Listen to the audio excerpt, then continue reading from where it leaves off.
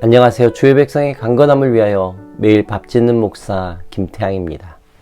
오늘의 말씀은 마가복음 9장 35절부터 37절까지의 말씀입니다. 표준 세번역입니다. 예수께서 앉으신 뒤에 12 제자를 불러 놓으시고 그들에게 말씀하셨다. 누구든지 첫째가 되고자 하면 모든 사람의 꼴찌가 되어서 모든 사람을 섬겨야 한다. 그리고 어린아이 하나를 데려다가 그들 가운데 세우신 뒤에 그를 껴안으시고서 그들에게 말씀하셨다. 누구든지 내 이름으로 이런 어린이들 가운데 하나를 영접하면 나를 영접하는 것이요. 누구든지 나를 영접하면 나를 보내신 분을 영접하는 것이다. 오늘의 핵심은 꼴찌 그리고 어린아이입니다. 제자들의 상황이 참 안타깝습니다.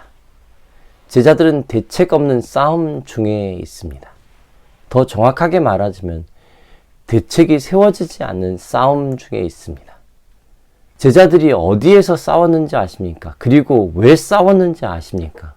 제자들이 예수님 앞에서 말을 하지 못합니다. 34절입니다. 제자들은 잠잠하였다. 그들은 길에서 누가 가장 큰 사람이냐 하는 것으로 서로 다투었던 것이다. 어디서 싸웠다고요? 길에서 싸웠습니다.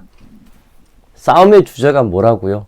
누가 가장 큰 사람이냐는 것이 싸움의 주제였습니다. 누가 더 큰 사람인가? 누가 더 높은가? 누가 먼저인가에 대한 싸움입니다. 더 우리를 심각하게 하는 질문이 있습니다. 이 싸움이 언제 일어나는 줄 아세요? 네, 길을 갈 때 일어난 거죠. 그런데 더 명확하게 좀 살펴보면은 어떤 상황 가운데, 어떤 시기 가운데 싸웠는지 아시면 정말 깜짝 놀라실걸요. 어떻게 이런 상황에서 이런 싸움을 할 수 있지? 31절과 32절입니다. 그것은 예수님께서 제자들을 가르치시며 인자가 사람들의 손에 넘어가고 사람들이 그를 죽이고 그가 죽임을 당하고 사흘 뒤에 살아날 것이라고 그들에게 말씀하셨기 때문이다. 예수님이 자신의 죽음과 부활을 두 번째 예고한 때입니다. 그때 길에서 제자들끼리 누가 더 크냐고 싸운 것입니다. 어떻게 이렇게 웃기지 않으십니까? 그런데 예수님께서 우리에게 물어보신다면요. 너는 어떤데?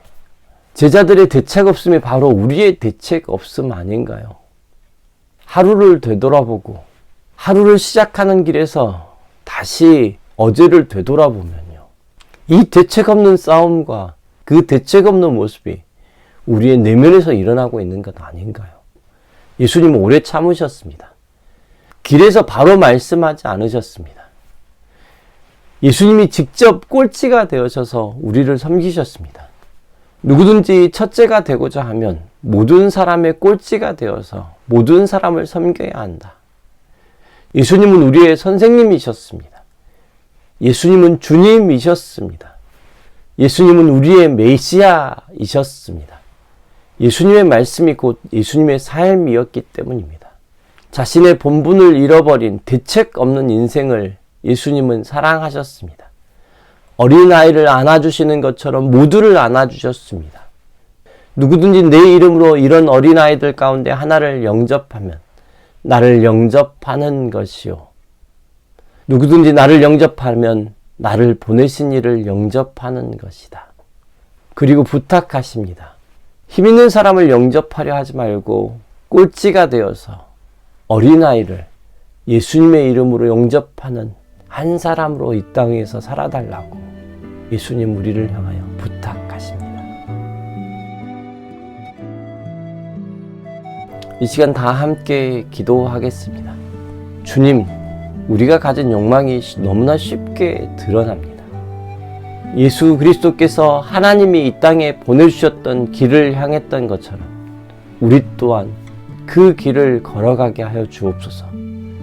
제발 대책 없는 싸움을 멈추게 하시고 패배도 인정하게 하시고 욕망 덩어리도 버리게 하여 주옵소서. 예수님의 이름으로 기도드렸습니다. 아멘.